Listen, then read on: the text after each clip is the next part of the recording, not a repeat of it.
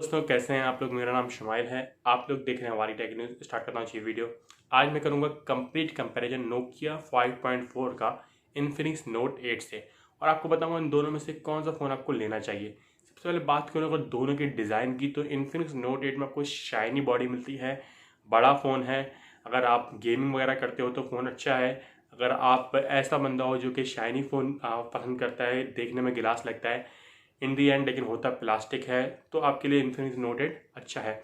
लेकिन other hand Nokia जो है, नोकिया 5.4 से एक डिसेंट लुक प्रोवाइड करता है।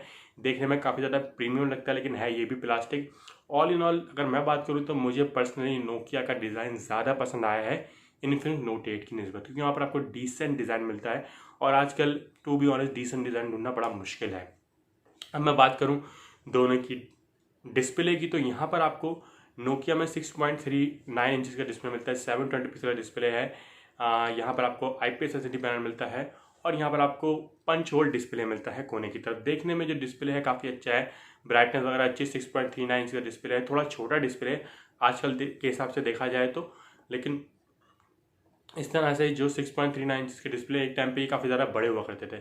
खैर जो लोग कॉम्पैक्ट फ़ोन ढूंढ रहे हैं उनके लिए ज़्यादा अच्छा होगा नोकिया 5.4। लेकिन अगर बात करूँ इन्फिनिक्स नोट 8 की, तो वहाँ पर आपको एक बहुत ही बड़ा डिस्प्ले मिलता है, 6.9 इंचज़ का ऑलमोस्ट। और यहाँ पर भी आपको जो है कोने पे पंच होल मिलता है, लेकिन यहाँ पर दो कैमरे मिलते हैं, मतलब बड़ा पंच होल है थोड़ा। ऑल दो दूसरा कैमरा किसी काम का नहीं है, वहाँ पर डेप्थ सेंसर मिलता है, तो यहाँ पर एक ही कैमरा होता है, ज़्यादा बेहतर है। फजूल में इन्होंने जो है पंच होल को बढ़ाया है। लेकिन अगर बात करूँ इन्फिनिक्स नोट 8 की डिस्प्ले की, तो वहाँ पर भी आपको 720 पिक्सल का IPS LCD पैनल मिलता है। तो यहाँ पर आपको जो ब्राइटनेस है वो इतनी अच्छी नहीं मिलेगी जितनी नोकिया में मिलेगी, क्योंकि नोकिया में पिक्सल डेंसिटी ज़्यादा है स्क्रीन छोटी होने की वजह से। लेकिन दोनों हैं 720 पिक्सल ही, तो दोनों में आपको जो वीडियो व्यू एंगल वगैरह ऑलमोस्ट सेम मिलने वाले हैं।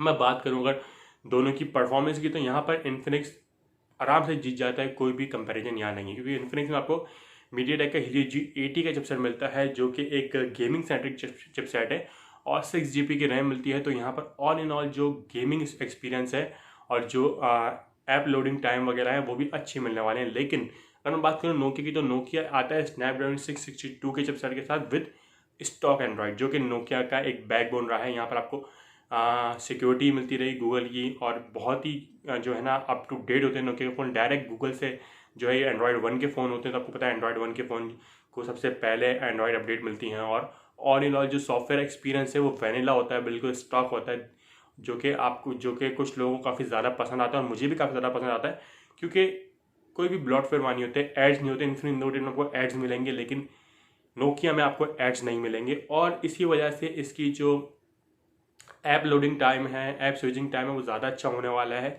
लेकिन अगर मैं बात करूँ गेमिंग की, तो गेमिंग जो है इन्फिनिक्स नोट 8 ही अच्छी करेगा। नोकिया 5.4 का जो प्रोसेसर है स्नैपड्रैगन 662, वो आपको नॉर्मल गेमिंग तो प्रोवाइड कर देगा, लेकिन अगर आप हैवी गेमर हो तो वो आपके लिए नहीं है। लेकिन अगर मैं बात करूँ दोनों के कैमरा की, तो कैमरा दोनों के काफ़ी ज़्यादा डिफरेंट है।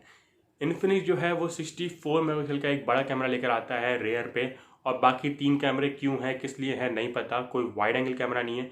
2 कैमरे जो है 2-2 मेगापिक्सल के हैं। एक कैमरा को कहते हैं कि हमने वीडियो स्टेबलाइजेशन के लिए लगाया हुआ है।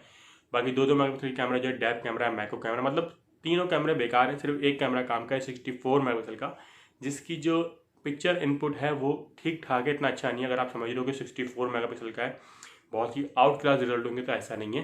प्राइसिंग के हिसाब से अच्छा है, लेकिन इतनी कोई खास इमेजेस नहीं आती। लेकिन अदर हैंड बात करूँ नोकिया की, तो नोकिया में आपको बैक पे यहाँ पर भी आपको 4 कैमरे मिलते हैं। 48 मेगापिक्सल का मेन सेंसर है, 5 मेगापिक्सल का वाइड एंगल कैमरा है, और 2-2 मेगापिक्सल के डेप्थ और मैक्रो सेंसर है। 2 कैमरों को तो हटा दें, लेकिन 5 मेगापिक्सल का जो वाइड एंगल कैमरा हो सकता है वो आपके थोड़ा काम आ जाए जब आपकी डे लाइट हो। तो यहाँ पर एक एडवांटेज है नोकिया के पास वाइड एंगल कैमरा की। जहाँ तक बात करूँ 48 मेगापिक्सल के मेन सेंसर की, तो ये कैमरा आपको इन्फिनिक्स नोट 8 जितना ही अच्छा मिलता है। यहाँ पर आपको काफ़ी ज़्यादा अच्छे कलर मिलते हैं, लो लाइट में परफॉर्मेंस काफ़ी ज़्यादा अच्छी है। तो कैमरा पे नोकिया ने वाकई काम किया है, और यहाँ पर आपको ऑल इन ऑल जो कैमरा मिलता है काफ़ी ज़्यादा बैलेंस और काफ़ी ज़्यादा अच्छा मिलता है। तो अगर मुझे रेयर कैमरे में कोई एक पिक करना हो तो मैं नोकिया का 5.4 पिक करूँगा। अब बात करूँ सेल्फी की, तो दोनों में आपको 16 मेगापिक्सल की सेल्फी मिलती है। तो अदर हैंड यहाँ पर आपको जो सेल्फी है उस पर आपको दोनों में जो 16 मेगापिक्सल की जो है अच्छी सेल्फी मिलती है। अच्छी इसलिए कहूँगा क्योंकि ज़्यादातर कंपनीज इस प्राइसिंग में आपको 8 मेगापिक्सल की सेल्फी प्रोवाइड कर रही हैं।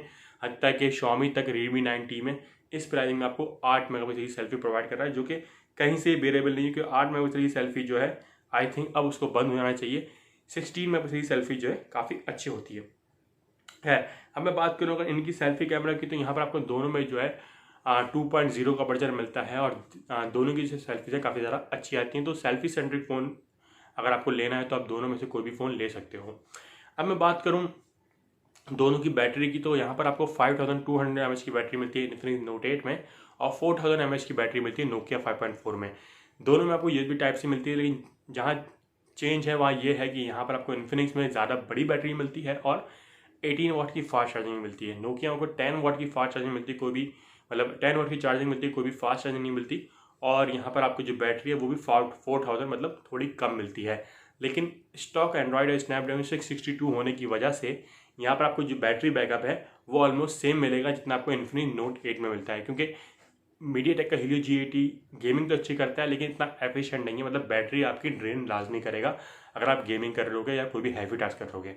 लेकिन नोकिया का जो सॉफ्टवेयर है, जो एक्सपीरियंस है उसके हिसाब से, और यहाँ पर आपको स्नैपड्रैगन 662 भी मिलता है, तो ये काफ़ी ज़्यादा इंटेलिजेंट फ़ोन कहूँगा मैं नोकिया से 5.4 को। नोकिया के सारे फ़ोन काफ़ी ज़्यादा इंटेलिजेंट होते हैं क्योंकि यहाँ पर आपको स्टॉक एंड्रॉयड मिलता है। तो ऑल इन ऑल बात करूँ तो यहाँ पर आपको बैटरी जो है ऑलमोस्ट थोड़ी ज़्यादा आपको मिलेगी नोट 8 में। हाँ, फास्ट चार्जिंग आपको जो है नोट 8 में देखने को मिलेगी, क्योंकि नोकिया नहीं देता। दोनों में आपको dual SIM plus memory card की सपोर्ट मिलेगी। दोनों में आपको फिंगरप्रिंट सेंसर मिल जाते हैं। इन्फिनिक्स नोट 8 में साइड माउंटेड है, नोकिया में रेयर माउंटेड फिंगरप्रिंट सेंसर है। दोनों में आपको फेस अनलॉक भी दिख जाते हैं। तो दोनों फ़ोन्स में से कौन सा फ़ोन लेना चाहिए? मेरे ख्याल में अगर मैं ऐसा बंदा हूँ जो कि डिसेंट मोबाइल पसंद करता है, जो कि ऑफिस वर्क के लिए मोबाइल ले रहा है और चाहता है कि लुकिंग में थोड़ा डिसेंट हो और एंड्रॉयड हो, स्टॉक एंड्रॉयड हो, सिक्योरिटी वाइज जो है अच्छा हो।